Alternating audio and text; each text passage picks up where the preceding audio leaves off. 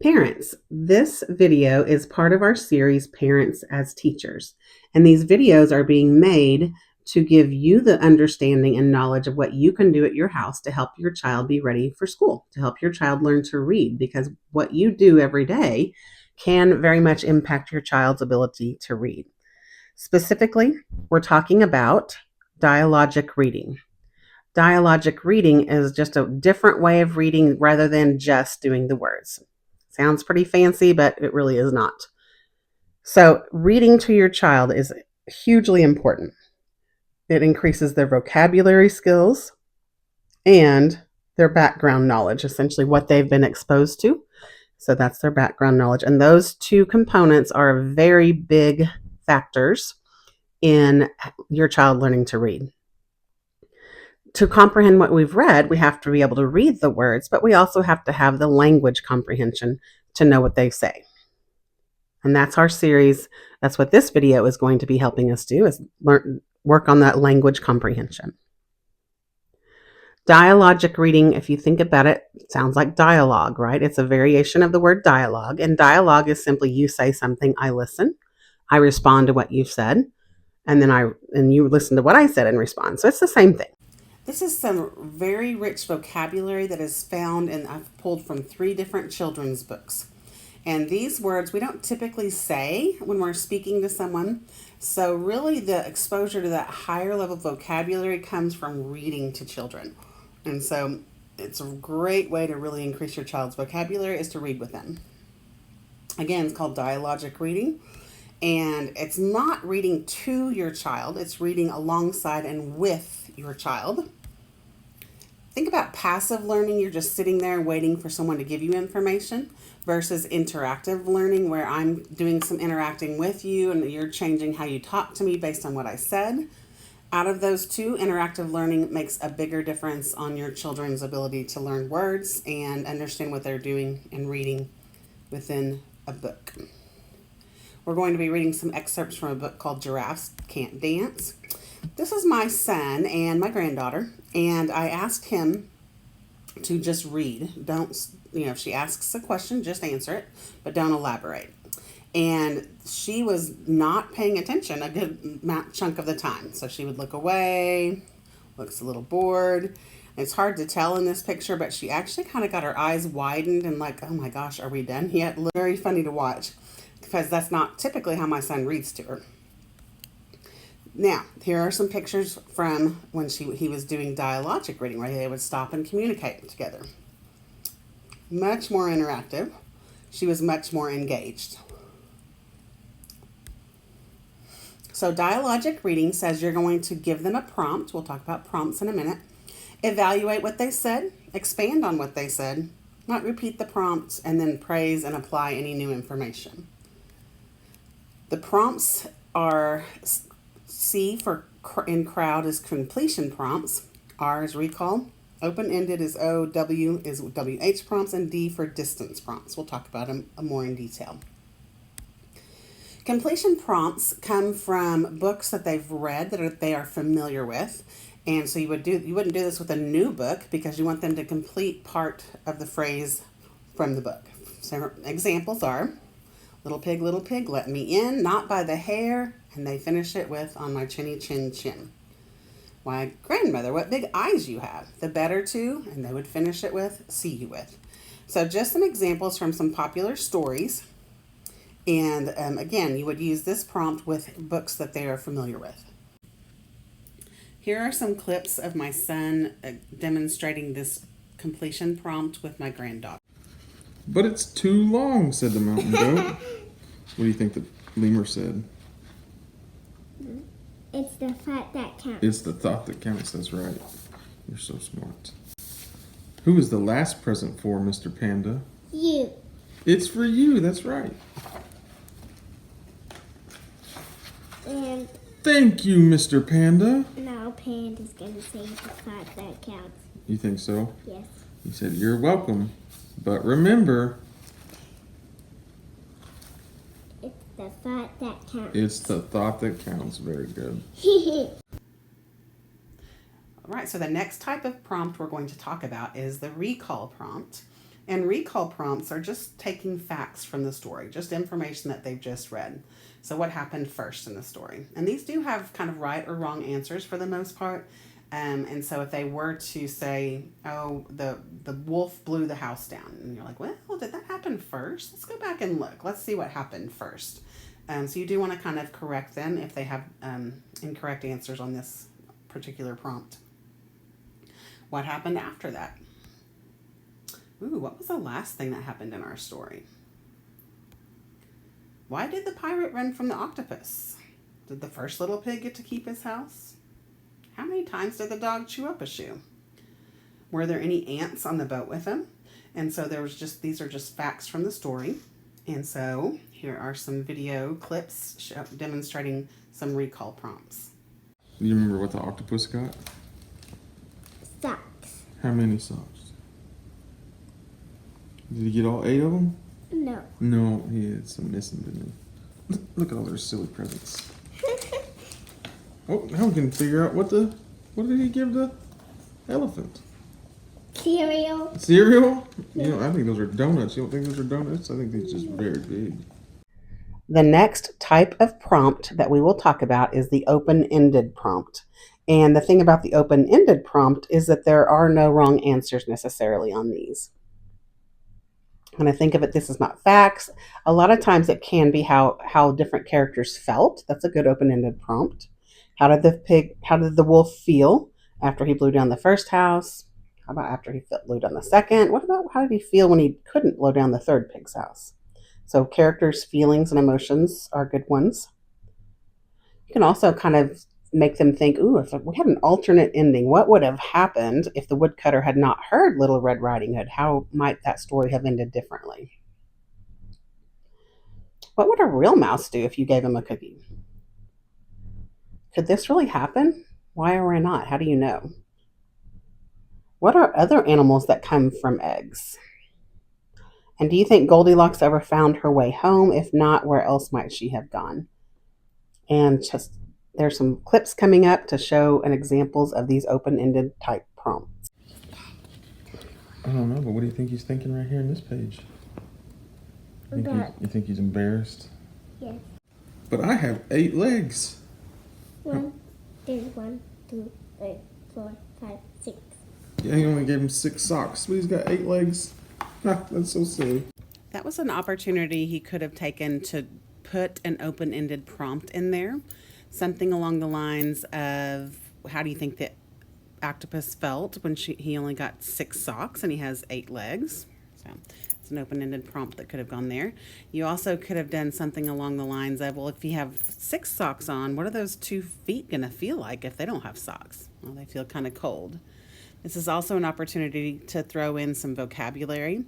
So we keep saying legs and feet for an octopus, but they're not legs and feet. We don't call them that on an octopus. What do we call them? We call them tentacles. Next, we will see Dad start to do an open-ended prompt, but he doesn't allow her long enough to think about it and respond. Let's check that out. This is for Elephant. Elephant said, I will open it later. I wonder why. Maybe he's busy. He's busy climbing up the goat. Dad starts off with an open-ended prompt when the elephant did not want to open its present until later, and he said, I wonder why. Rather than pausing and allowing her time to process and answer and then responding to her answer, he kind of filled in the blank. He said, I guess he was busy or something along those lines. So the right idea was there, but allowing her enough time to process and come up with an answer would have actually ended up with an open-ended prompt in that situation. Okay, we're to the W in our crowd acronym, and these are WH questions. And that would be like who, what, when, where, why, and how. Oftentimes, these are kind of the same as recall prompts. I mean, they can overlap with recall prompts because we do pull them from the story. Who saved Little Red Riding Hood? What did the wolf use to destroy the houses? When did the caterpillar hatch? Where did Goldilocks find herself when she was lost? Why did the mouse want a pen? How did Little Red Riding Hood get away? As noted, a lot of times our WH question prompts can overlap with recall prompts. So the clip that I have chosen to show the WH questions is a combination of both WH questions and then just recall prompts from the story. So, in this book, was Gerald a good dancer? Yes. He was, huh? But everybody thought he wasn't, huh? Yeah. How come they thought he couldn't dance very good? Because he was giraffe. Because he was a giraffe? Yeah. Who helped? And he told what? Who helped him learn how to dance? The cricket. The cricket? What was the cricket doing? What did the cricket do? Make music. He did make music. Do you remember what he made the music with? What kind of instrument was it? A guitar. It's kind of like a guitar. It's called a violin. It looks like a guitar though, huh? Yes, there's a guitar under the violin. Maybe. There's a guitar. It's a guitar that you... That you use a bow with. Yes. That's right. It's pretty close. You ever played a violin? No? Here's the world's smallest violin. So you notice in there, he also kind of added some vocabulary. She was calling a violin a guitar, so he, said, well, it's called a violin, and he brought the word bow in and kind of showed it being moved across the violin. So as you come across vocabulary words like that, feel free to stop and talk about them and explain them so that they can understand that vocabulary as they're going through the book as well. Okay, so the final type of prompt is called a distancing prompt. And essentially that is connecting things from the text to your child's experiences, to your child's life, to other books that you guys may have read together. So some examples of distancing prompts are, do you remember when we went to the fair and you had a stomach ache from eating all that food? Yeah, that can kind of make your stomach hurt when you don't eat a lot of food, like the caterpillar in our story. The wolf tricked Little Red Riding Hood. The other day, we read a story and a mouse tricked the fox in that story. Why did the mouse trick the fox? What was going to happen if he didn't? Why did the wolf trick Little Red Riding Hood? So there had houses made of sticks and straw and bricks. What's our house made out of? Do you remember when we had that mouse that one time in our house? How did that make us feel? I wasn't happy like the boy in the story. Were you? No. Should we have given him a cookie? I wonder why we should not have given him a cookie. What would happen if Goldilocks tried to sit in your tiny chair? Or maybe what if I tried to sit in your tiny chair and we couldn't fit? What do you think might happen? The pig in our story got lost in town. Do you remember that? That time we were at the mall and you looked up and couldn't find me and you thought you were lost? Yeah, that's kind of scary, isn't it? So just making those connections to the child's situation's life in previous books. Okay, here are some examples of how to use distancing prompts. Silly Gerald. You ever fallen when you dance? Oh, I've seen you fall when you dance. I've seen you. What do you mean? You dance like your daddy? Like at Benny's house. Uh-huh. Then he raised his head up and looked up at the moon and stars above. We all can dance, he said, when we find music that we love. What music do you like? What's your favorite song? Alien Invasion. The Alien Invasion song? Yeah. That's a pretty good one. I like that one too. You don't think that mouse would be scared to be around those lions? Yeah. I would be scared to be around lions, would you? Where do you find lions? In the zoo. In the zoo? That's where we find them. He threw his legs out sideways, and he swung them everywhere. He did a backward somersault and leapt up in the air.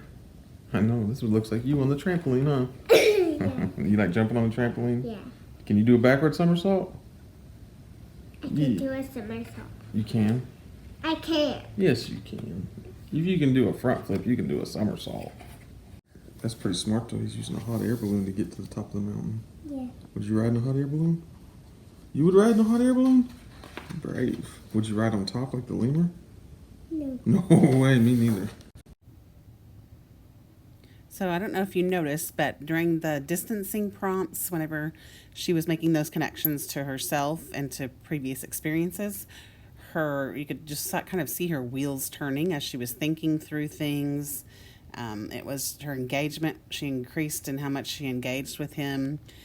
So it's good. Dialogic reading makes you have those connections. Okay, so what kind of books do you choose to use for dialogic reading? Well, you want books that have clear illustrations that are kind of detailed and they can pull some information from. Have some simple, predictable narratives can work best. Also want them to be interesting and engaging for the child. So if your child's really into monster trucks, you can get some books about trucks. If they're into princesses, you can get books about princesses. Obviously branch out as well. Wordless picture books, interestingly enough, are great for dialogic reading. And there's a series called, or it has frog in it, and it's like Frog Goes to Dinner is the one I'm thinking of by Mercer Mayer. There are several with frog in there. And they don't have words in them, but they tell a very kind of detailed story, which is pretty cool. Books that are familiar to them are great. They work well, especially for the completion prompts, but also novel books work well for all the rest of the prompts. So. You have a critical role in creating and fostering language skills, and that critical role is absolutely indisputable. So, thinking about vocabulary, I want you to look at this short passage from that Giraffes Can't Dance book. And the ones that are underlined are words that your child may or may not necessarily hear in everyday conversation. So just even on that one page and that one section, look at all those great words. And here are some videos that kind of show my son explaining some vocabulary as he's going through and reading to his daughter. Gerald swallowed bravely. Monkey laughing. As he walked toward the floor. But the lions saw him coming and soon began to roar. Ha ha ha. I think they were laughing at him. And then he found a little clearing and he looked up at the sky. The moon. It's a big moon, isn't it? The moon can be so beautiful, he whispered with a sigh. You know what a sigh is? You know what a sigh is? That's a sigh. He said, the moon can be so beautiful. Excuse me, coughed a cricket who'd seen Gerald earlier on. His hooves had started shuffling, making circles on the ground. Hooves? Hooves are like what? Giraffes. That's what they have on their feet. Remember when we watched horseshoes?